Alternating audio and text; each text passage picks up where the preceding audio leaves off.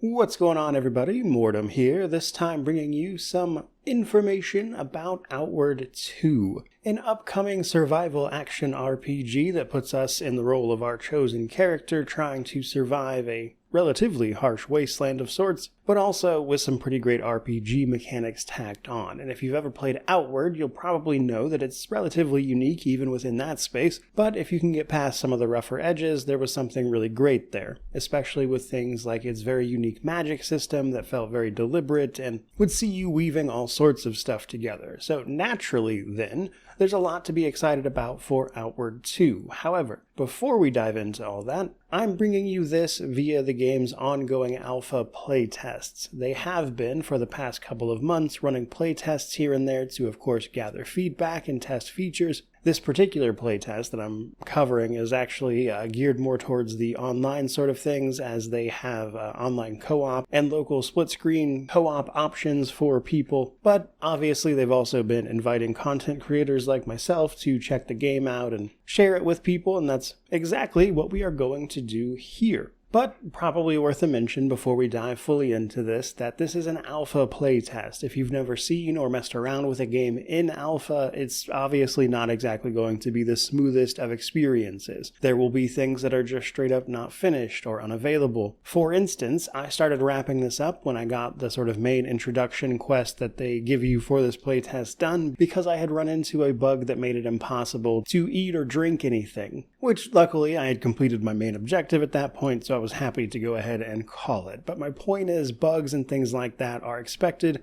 They've also informed everyone that they are still actively working on balancing in terms of like weapons, pricing, all that stuff. So especially on the numbers side of things, expect things to change. But there's also even visual stuff that isn't done yet. We're about to talk about character creation and understand that that is a work in progress. But with that little qualifier out of the way, let's go ahead and dive into the rest of this, starting with that character creator. So, like many an RPG, this is divided up into the mechanical side of it as well as the cosmetic portion. Now, on the mechanical side, first you're going to pick your starting location. In the alpha here, there's only one available, which is an underground town called Haboob. But when the game releases, you'll be able to pick from the other two as well, and these serve as your starting points, of course, in the game's various biomes, and seems to give you a unique introductory quest before you dive fully into like the actual faction quest lines that make up the main story. Following that, you get to pick a background,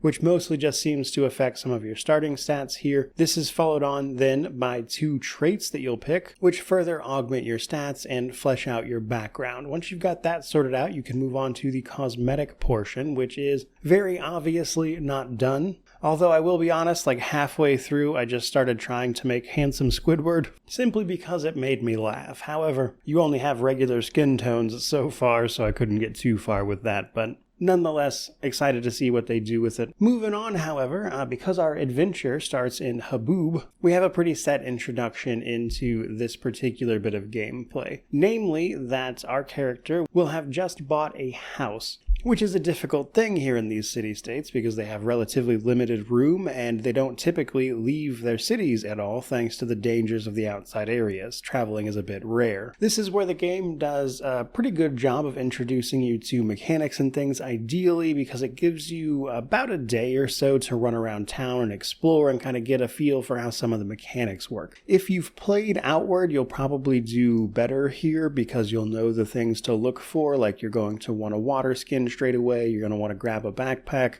and also hoover up all sorts of food and items. And even right here, actually, you can speak to the War Dancer trainer, which is one of the sort of clash trainers, if you will, that this game has. And that's important because when you're ready, you go to bed, and that's when the sort of introductory quest for this zone kicks off, because you are pretty much instantly framed for a murder by the guy you bought the house from. And while I gotta be honest with you, the method by which they frame you is incredibly dumb. It is very obvious to, I would say, anybody with half a brain that your character would not have been capable of doing the thing they are accusing you of in any way that wouldn't have been, at the very least, an obvious case of self-defense. But my annoyance with that aside, your goal then, because you're about to get exiled from the town, is to track down this cipher that can translate a journal that will prove your innocence, basically. Doing so will actually get you allowed back in town and kick off what would be typically where you go and seek out the other settlements and potentially see about joining a faction, which would carry on the rest of the story. But that is not available in the playtest here, and we're kind of fenced into, I believe it's called Bellow Gale, the main explorable area that we start with. So we'll go ahead and talk about the other mechanics. Now, first things first, survival. If you've played Outward, none of this will be news to you, but you need to drink, you need to eat, your carry weight really matters, and you're going to need to sleep as well. Luckily, Outward 2 actually does a pretty good job, I think, of onboarding you,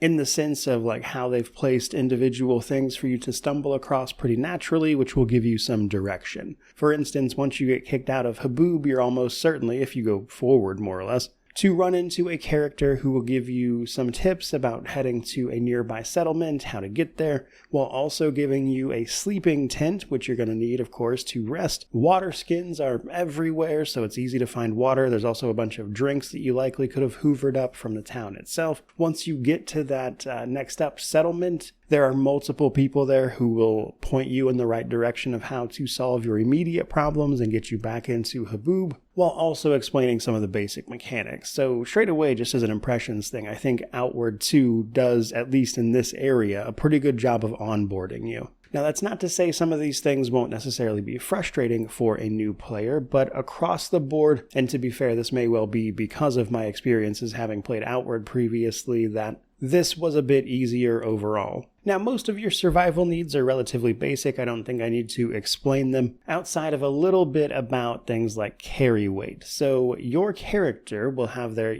actual equipped items that will then affect how much they can move, all that usual stuff. They've got their pockets, which has a carry weight limit, and then your bag, which will have a carry weight limit. Your bag is like the main thing that you need to be watching out for. The starting one you get at the beginning is relatively small, but right up the road from where you start, you can grab a prospector's backpack, which is almost 3 times as big. This is where you're going to store all the junk you're hauling around, which you're going to need for things like crafting, or potentially even just reagents to use in your spells and abilities, that kind of stuff. Now, you can eventually get magic. I'm not sure if it's even available in this playtest, though, mind you. I did not find it before things started bugging out on me, and I just went ahead and called it. But it probably works exactly like Outward, where you have to go to a certain point, trade some of your health for the ability to use mana, which is how you're going to activate skills. Skills in this game are learned from a trainer. Each trainer acts as a sort of, I guess you could call it, class representative that you could then learn these skills from and then slot them in if you have the abilities to use them. One they show off in this playtest is the War Dancer, which acts a lot like a battle mage, turning potential mana and stuff into elemental augments via a little bit of runes as well as these abilities, but then powering up your weapons with those. But of course, there will be in the full release all sorts of different trainers that could do different things, and your ability to mix and match those alongside equipment and their weights and stuff is the bulk of how the RPG systems come together. What makes that really unique, though, is outside of just armor and things, all of your weapons will have different abilities and movesets, in addition to how you augment them. But one of the really fun ways to play a game like this is actually the game's rather esoteric approaches to a magic system, in particular, say the runic magic as an example. You'll get access to a bunch of individual runes that when cast by themselves don't really do anything, but when cast in specific orders can produce more varied effects. So there will be some cool stuff like that, I imagine, and hopefully some new stuff along the way. But all of that customization is what really makes a game like Outward so compelling, in addition to all of its individual survival elements. Now, another really interesting thing about it is, just like the original as well, your character doesn't really die when you die in combat. You are then met with a scenario which will typically give you some sort of drawback, though even then not always, but oftentimes you will wake up as a consequence of whatever the scenario was and try to get out of that position. Now, in the process, you may wind up losing your backpack or whatever, but it will always be marked on the compass above because it's important that you keep an eye on that, as it's more than likely where all of your stuff is. And the reason I'm telling you all of that specifically is because it's some of the most important stuff in terms of getting to grips with the game's basics and moving forward. Though I will say, in this one, combat definitely seems a little bit easier. Again, that might just be the experience of the original game as well, but I do feel like they may have mentioned this with the balancing update that they talked about still working on, because I did find most enemies very easy to kill even without much effort. Though that did enable me to do a few fun things like tackle enemies I might not have previously, like killing this guy for his sword and shield as an example. And in the first game I usually found myself kind of holding off on combat for a significant period of time until I got things sort of sorted out first.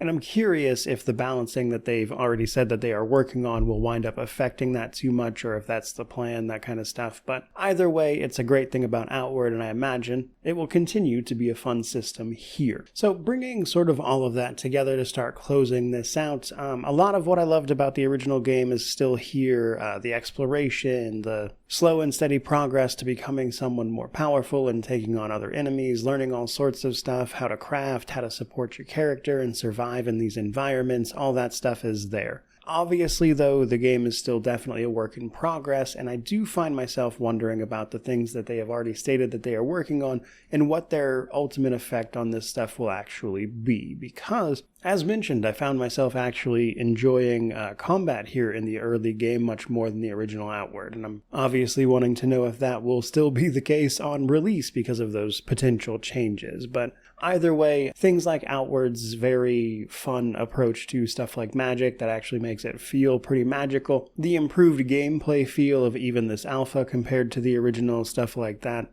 definitely has me excited to dive into more of this game when it is available. But currently they are doing these, again, alpha playtests, which you can sign up for on your own, by the way, just over on their Steam page, I believe. However, we will have more of this game to play in relatively short order, as it is meant to launch later this year in Q3, I believe. Not sure if that's meant to be an early access or a full release, which I mentioned just because I could see a game like this entering early access, as I think some of that early feedback could be very beneficial for them.